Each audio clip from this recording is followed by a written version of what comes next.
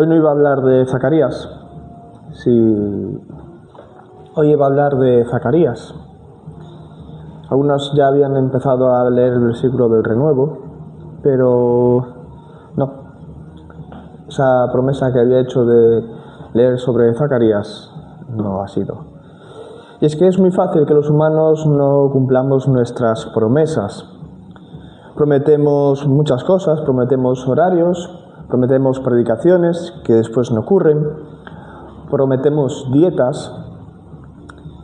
Y es que si yo hubiera sido un profeta del Antiguo Testamento, ya hubiera sido apedreado 30 veces por haber cambiado tanto y tanto de opinión. Y es que nosotros no cumplimos, pero el Señor sí que lo hace. Y esto me llevó a pensar en una historia real que pasó en un pueblecito de Ávila, en Madrigal de las Altas Torres. Un pueblecito pequeño que no estaba en las quinielas de nada, pero que resultó ser el pueblo donde naciera una de las personas que iban a cambiar la historia de la humanidad. En ese pueblecito de Ávila nació la que fue la persona que auspició el viaje a América, el viaje a Colón. Esa persona era ni más ni menos que Isabel la Católica. Y es que en un pueblo, en una aldea modesta, donde todo el mundo pensaba que los reyes debían de nacer o en Toledo o en Cádiz, ¿no?, como en estas ciudades importantes de la época, esta mujer nació en una aldea o un pueblo que no entraba en ninguna de las quinielas.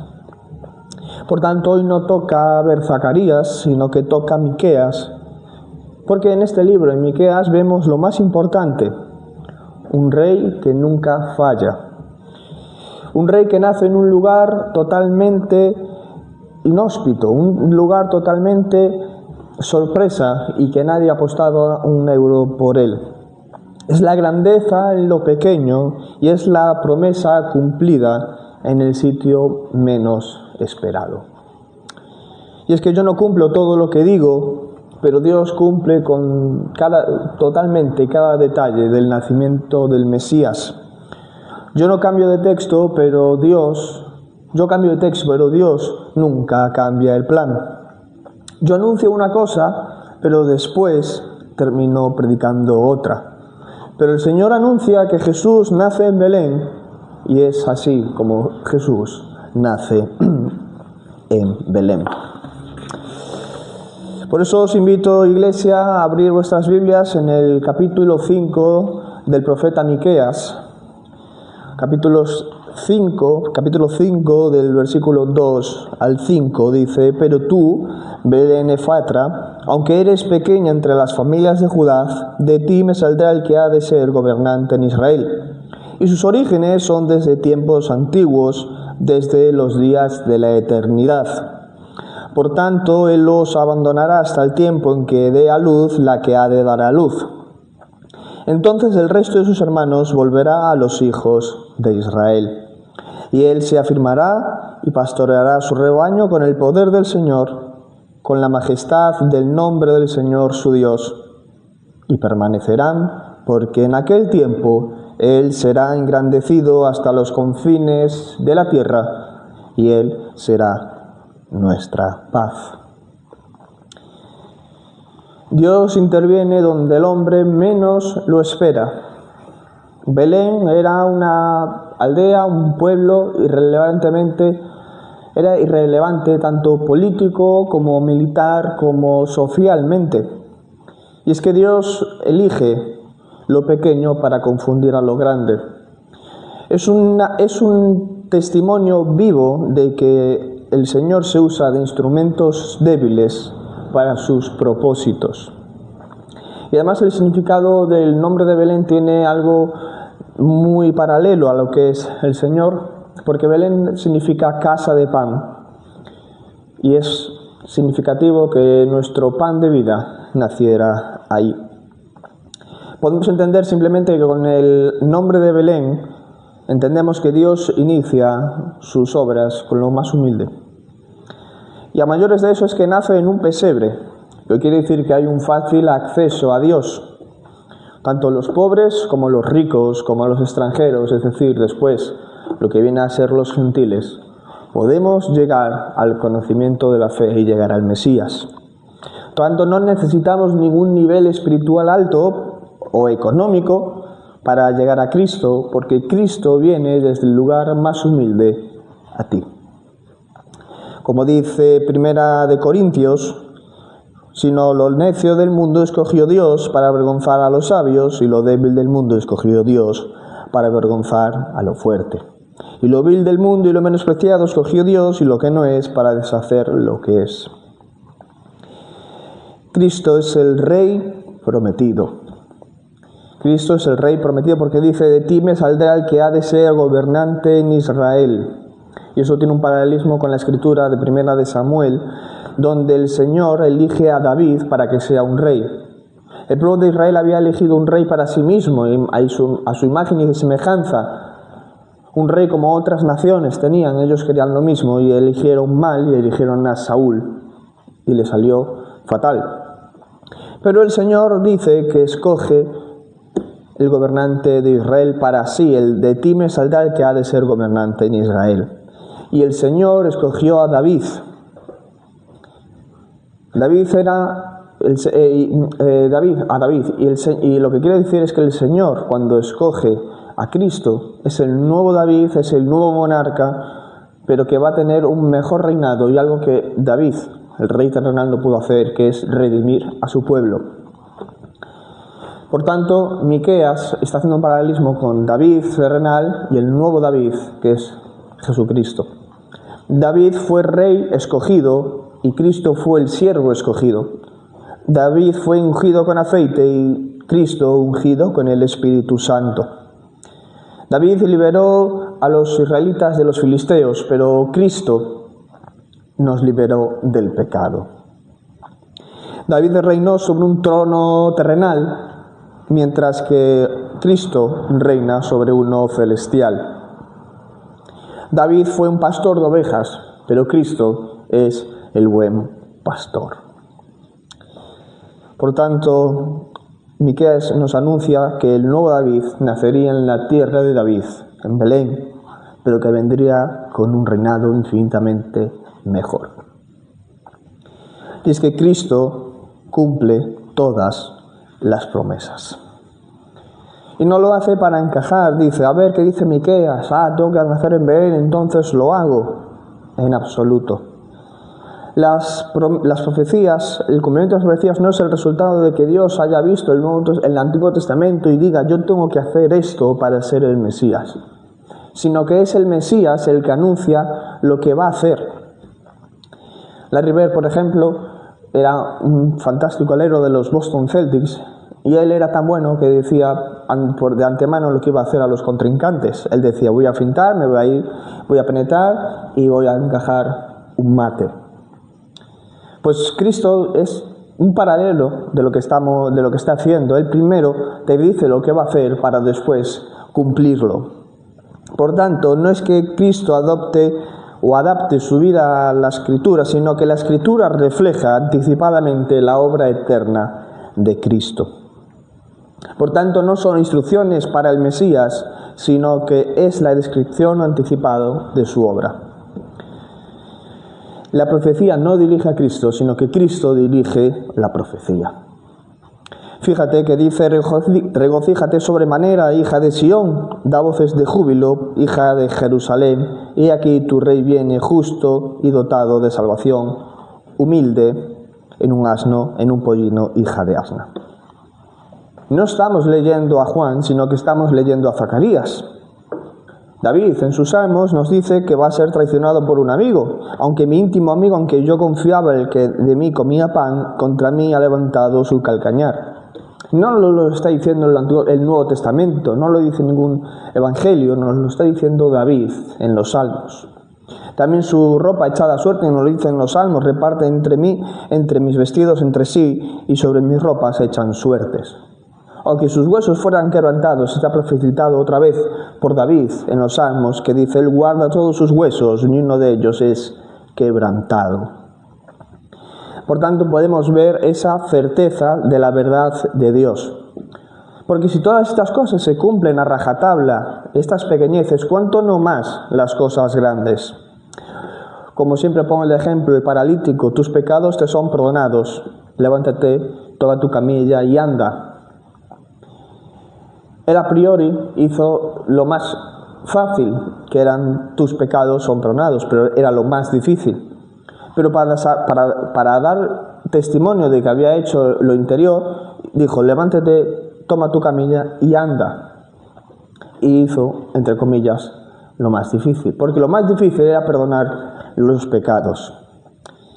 Por tanto, si Jesús nos dice, venid a mí, todos los que estáis cansados y cargados, y yo os haré descansar, es verdad, porque si quieres descansar de las obras de salvación, de la salvación por obras, de ese reposo que te trae la salvación por la fe, si tú vienes a Él y dices que quiero descansar de las obras para ganarme la salvación, tienes reposo. Y venimos cansados y cargados de todo eso y podemos descansar. Y también hay una pregunta, ¿tienes miedo de que Satanás te arrebate algo?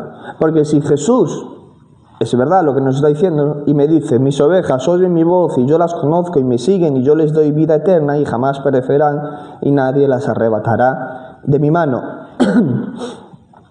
Porque nadie puede arrebatar a un creyente de la mano de Dios. Es imposible que un hombre que haya conocido a Cristo, que esté sujeto por las manos del Dios Todopoderoso, sea arrebatado por Satanás. Ahora bien, todo el mundo que dice creer en Cristo es salvo ya, simplemente salvo, y su vida no refleja un carácter cristiano. No. Todos aquellos que creemos en Cristo debemos de vivir una vida comprometida con el Señor. No vale decir que yo amo a Cristo y vivir como a ti te dé la gana. Hay que estar bajo el señorío de Cristo. Por tanto, la vida cristiana es el reflejo de que somos guardados en la mano de Cristo. También se le llama el alfarero. El alfarero celestial nos puede transformar, puede tomar ese barro, transformarlo, y esas son las pruebas. Pero nunca se va a romper la vasija de las manos del alfarero. Nunca se le va a caer porque sus manos son fuertes, poderosas y estamos en ellas. Por tanto, debemos de alegrarnos de la noticia de que Cristo es la verdad y todas sus obras son verdad y que Cristo cumple todas las promesas. Y es que el Rey se hace hombre para redimirnos. Como dice el versículo 2, y sus salidas son desde el principio, desde los días de la eternidad. Es la divinidad plena, esa eternidad que nos dice que vivía antes de toda existencia humana. En el principio era el Verbo, y el Verbo era Dios, y el Verbo era con Dios. Es que Cristo no tuvo comienzo, porque existía siempre desde toda la eternidad. Y esta doctrina estuvo muy atacada por Arrión en el siglo I, que decía que Jesús era el primer ser humano creado. Y es que ¿quién son ahora los arrianos actuales en la actualidad? Los testigos de Jehová. Los testigos de Jehová nos dicen que la Biblia no enseña que Jesús sea el Dios Todopoderoso ni apoya la doctrina de la Trinidad. También creen que Dios creó a Jesús antes que a Adán y que por esta razón la Biblia le llama el primogénito de toda la creación, como dice Colosenses. Y es que vemos que Satanás sigue apoyándose y como Satanás retuerce en las Escrituras para decir o hacer entender lo que ellos quieren que digan. También dicen que había que ser el segundo hombre perfecto o el segundo Adán y que no hay ninguna encarnación sino un nacimiento humano perfecto. Y esto es negar la encarnación. Esto es negar la encarnación. Y esto es lo que están negando de lo que habla el versículo 3 de Miqueas, que el Mesías nacería de una mujer específica, pero los dejará hasta el tiempo que dé a luz la que ha de dar a luz. ¿Qué va a dejar? El cielo. Va a dejar esa eternidad en el seno del Padre. Porque aquella luz que alumbra a todo hombre venía a este mundo y dará luz a su Hijo y le llamará Jesús. Por tanto, Miqueas nos está diciendo Nos está señalando el tiempo, el momento histórico, la que ha de dar luz, dé a luz. Pero el Nuevo Testamento nos está revelando el corazón. Por ejemplo, en Filipenses nos dice, haya pues en vosotros este mismo sentir que hubo en Cristo Jesús, el cual siendo en forma de Dios no estimó el ser igual a Dios como a cosa que aferrarse, sino que se despojó a sí mismo, tomando forma de siervo, hecho semejante a los hombres, y estando en la condición de hombre, se humilló a sí mismo, haciéndose obediente hasta la muerte, y muerte de cruz. Por tanto, Miqueas nos da la fecha y Filipenses nos da el corazón del acontecimiento. Por tanto, el pesebre nos revela al Dios eterno entrando en el mundo, humillándose hasta lo sumo y haciéndose obediente hasta la muerte. Es el Rey eterno haciéndose niño. Por tanto, sí, Dios se hizo hombre en la persona de Cristo. Debemos de responder con un contundente sí. Porque muchos engañadores han salido por el mundo que no confiesan que Jesucristo ha venido en carne. Quien esto hace es el engañador y el anticristo. Porque solo podemos entender la vida y la vida eterna y el cristianismo a través de Jesús, Dios hombre. Porque Cristo salva, porque es Dios hombre. La Navidad no son los regalos, no es Papá Noel, sino el regalo gratuito e inefable de la salvación. El pesebre no son esas figuras o una tradición. La Navidad es la celebración de que Cristo nace con la misión de morir. Por tanto, debemos de vivir la vida y la Navidad para Cristo. Debemos de ver más allá de las cenas, los regalos y los árboles y ver un escenario que nos ofrece el Señor, el de evangelizar a aquellos que ahora mismo tienen un corazón más dispuesto para Cristo. Por tanto, debemos de estar preparados para una Navidad centrada en Cristo. No la celebres, sino anúnciala. No la disfrutes, sino compártela. No te quedes en las luces. No te quedes en las luces del árbol, de lo que nos ilumina en las calles, sino que proclames a la luz verdadera, la que no adorna la oscuridad, sino que la vence. Proclama la luz verdadera. Y no te quedes con las cenas, sino quédate con ese pan de vida que es Cristo. Que cualquiera que come de ese pan jamás tendrá hambre. Y es que Cristo, el Mesías, nos ofrece orden, nos ofrece protección y nos ofrece paz. El que había sido rechazado primeramente por su propio pueblo, en su segunda venida será el Rey y Pastor de Israel. Aquellos que han sido desperdigados por no haber creído en Cristo, serán en un momento después, el resto de sus hermanos volverá a los hijos de Israel, porque habrá una conversión del remanente de Israel, habrá conversiones verdaderas, y el Mesías defenderá a su pueblo de la agresión. Porque Él estará y apacentará con el poder de Jehová. Como buen pastor, Él nos cuida, Él nos defiende.